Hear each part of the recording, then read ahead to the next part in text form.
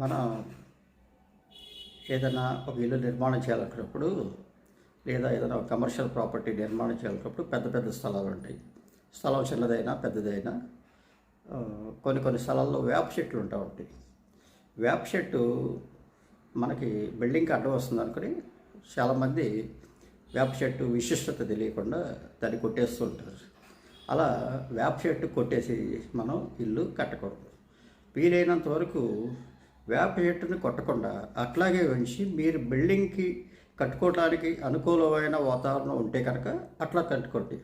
లేదు కంపల్సరిగా చెట్టు తీయాల్సిందేనండి, మాకు అడ్డం వస్తుంది, ఈ చెట్టు ఉండటం వల్ల మాకు బిల్డింగ్ టోటల్గా ఎలివేషన్ అంతా మారిపోతుంది, మాకు అసౌకర్యంగా కూడా ఉంది అనుకున్న వాళ్ళు మాత్రం శాస్త్రోక్తంగా ఆ చెట్టుని తీసేసి అక్కడి నుంచి మినిమం 6 నెలలు అయితే కంపల్సరీగా ఆగాలి మీరు. అంటే నిర్మాణానికి, అంటే మీరు ఎప్పుడైతే నిర్మాణం స్టార్ట్ చేద్దాం అనుకుంటున్నారో, శంకుస్థాపన చేద్దాం అనుకుంటున్నారో దానికి 6 నెలల ముందే ఈ చెట్టుని శాస్త్రోక్తంగా పూజలు నిర్వహించి ఆ చెట్టుని తీసేసిన తర్వాత 6 మంత్స్ గ్యాప్ ఇచ్చి తర్వాత మంచి ముహూర్తం చేసుకుని అప్పుడు మీరు దాన్ని శంకుస్థాపన చేసి మీ పనులు ప్రారంభించవచ్చు.